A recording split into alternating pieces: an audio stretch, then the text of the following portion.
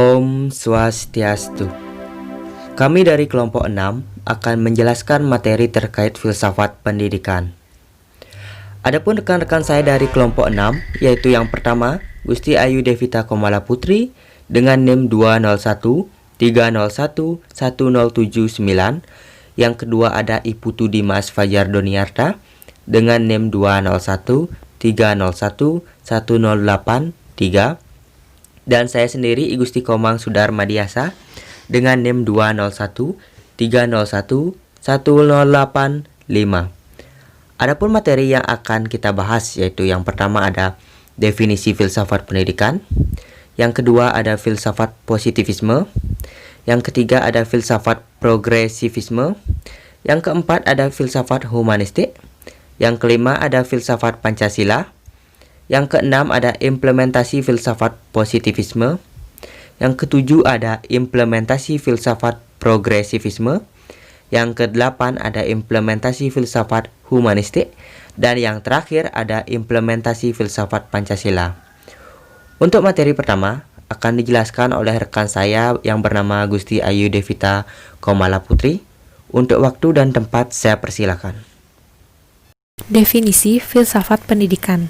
Filsafat pendidikan adalah muara ide dari berbagai kebutuhan pendidikan seperti model pembelajaran dan berbagai aspek lainnya yang dibutuhkan untuk melanjutkan saga keilmuan pendidikan.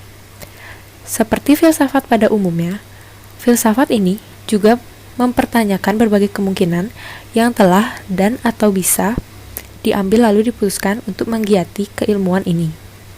Filsafat sebagai suatu ilmu yang mengadakan tinjauan dan mempelajari objeknya dari sudut hakikat, berhadapan dengan problem utama yang meliputi A. Realita, yaitu berupa kenyataan yang menjurus kepada masalah kebenaran. Kebenaran akan timbul apabila orang dapat menarik kesimpulan bahwa pengetahuan yang dimilikinya memang benar-benar ada atau nyata. B. Pengetahuan, yaitu berusaha menjawab pertanyaan-pertanyaan, apakah pengetahuan, bagaimana cara memperolehnya. Pengetahuan ini dipelajari dalam epistemologi. C. Nilai, yaitu yang dipelajari oleh cabang filsafat yang disebut aksiologi. Pertanyaan-pertanyaan yang dicari, jawabannya antara lain seperti nilai-nilai yang dikehendaki oleh manusia yang akan dipakai sebagai dasar hidupnya. Filsafat positivisme. Positivisme merupakan salah satu aliran filsafat modern. Positivisme merupakan suatu aliran filsafat yang berpangkal pada sesuatu yang pasti, faktual, nyata, dan berdasarkan data empiris. Menurut Kamus Besar Bahasa Indonesia atau KBBI, positivisme berarti aliran filsafat yang beranggapan bahwa pengetahuan itu semata-mata berdasarkan pengalaman dan ilmu yang pasti. Pada dasarnya, positivisme adalah sebuah filsafat yang menempatkan pengetahuan yang benar jika didasarkan pada pengalaman aktual fisikal. Jadi, positivisme adalah suatu aliran filsafat yang menyatakan bahwa ilmu alam merupakan satu-satunya sumber pengetahuan yang benar dan menolak aktivitas yang berkenaan dengan metafisik. Positivisme dianggap bisa memberikan sebuah kunci pencapaian hidup manusia dan dikatakan merupakan satu-satunya formasi sosial yang benar-benar bisa dipercaya kehandalan dan akurasinya dalam kehidupan dan keberadaan masyarakat. Filsafat progresivisme. Filsafat progresivisme merupakan aliran filsafat pendidikan yang menekankan kepada peningkatan kemampuan peserta didik melalui pengalaman, kemampuan diri peserta didik atau kemandirian, dan selalu menunjukkan perubahan dari masing-masing peserta didik. Filsafat progresivisme sangat berpengaruh dalam potensi pengembangan peserta didik.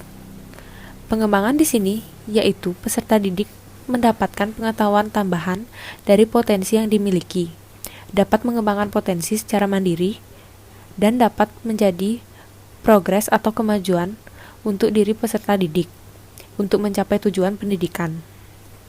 Filsafat pendidikan progresivisme menuntut untuk selalu melakukan kemajuan atau progres bertindak secara konstruktif, inovatif, dan aktif. Filsafat humanistik. Filsafat pendidikan humanisme merupakan suatu bentuk filsafat pendidikan yang memandang bahwa manusia memiliki satu kehidupan yang diisi dengan kreativitas dan kebahagiaan, yang tidak membutuhkan persetujuan ataupun dukungan dari entitas supernatural manapun, di mana entitas ini sama sekali tidak ada.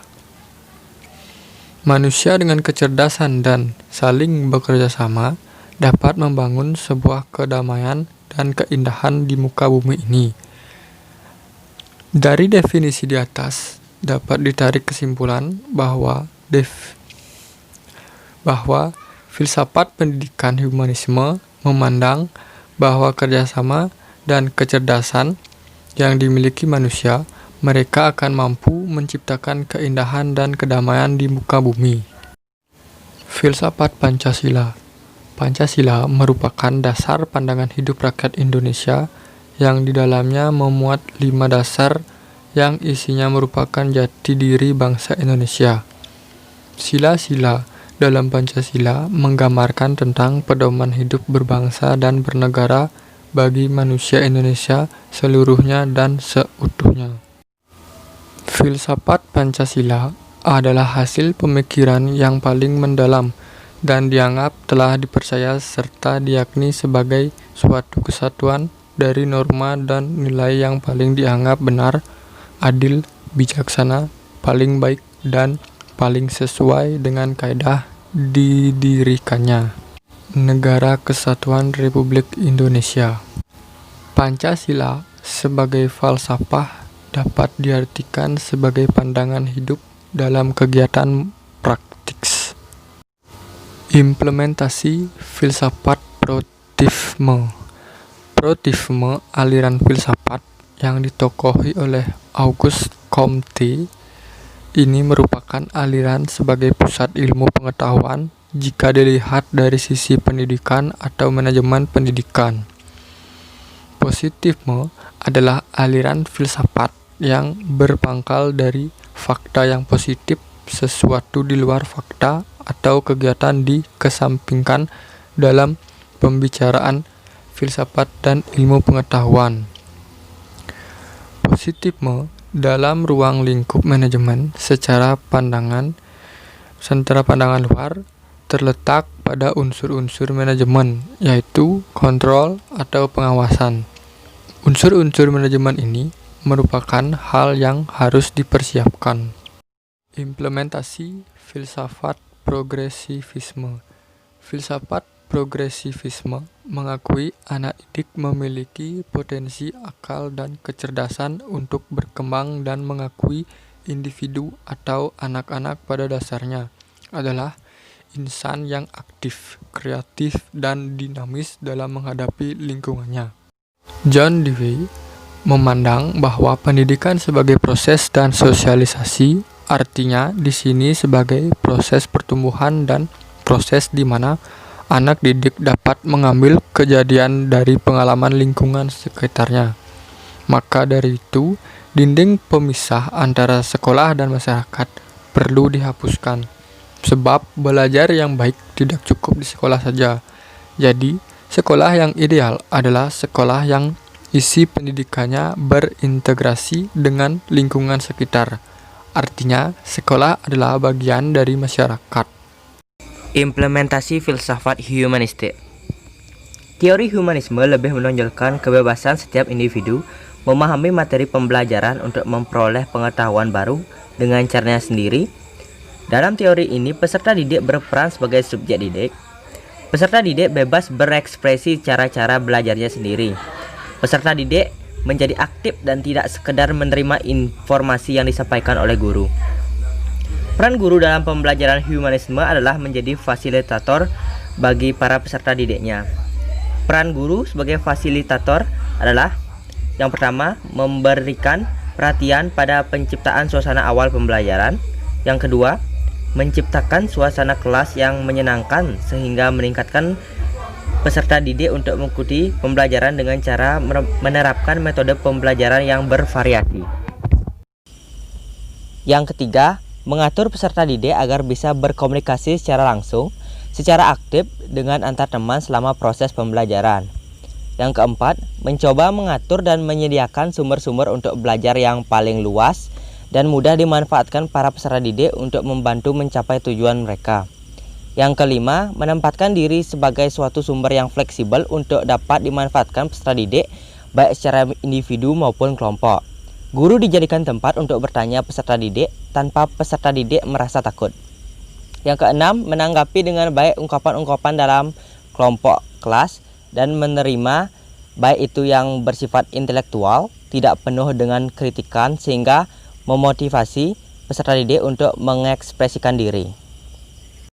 Yang ketujuh, bersikap hangat dan berusaha memahami perasaan peserta didik atau berempati dan meluruskan dianggap kurang relevan dengan cara yang santun.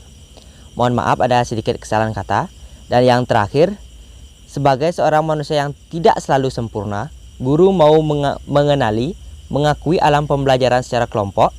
Dia mengambil prakarsa untuk ikut serta dalam kelompok dan mencoba mengungkapkan perasaan serta pikirannya dengan tidak menuntut dan juga tidak memaksakan, tetapi sebagai suatu andil secara pribadi yang boleh saja digunakan atau ditolak oleh dan menerima keterbatasan-keterbatasan diri dengan cara mau dan senang hati menerima pandangan yang lebih baik dari peserta didik.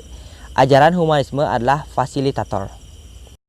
Implementasi filsafat Pancasila. Pancasila merupakan dasar negara Indonesia, termasuk juga dasar pendidikan di Indonesia. Implementasi nilai-nilai sila Pancasila dalam pendidikan antara lain sebagai berikut. Yang pertama, implementasi sila ketuhanan dalam pendidikan. Di dalam suatu sekolah biasanya guru mengajarkan mengenai pendidikan agama. Dari situ, kita dapat memahami lebih dalam mengenai sila ini. Melalui pembelajaran keagamaan, seseorang hanya memiliki Tuhan yang esa. Dari pembelajaran keagamaan ini, juga kita dapat lebih mendekatkan diri kita kepada Tuhan kita. Untuk itu, melalui pembelajaran ini, kita belajar tentang agama kita masing-masing. Yang kedua, implikasi sila kemanusiaan dalam pendidikan.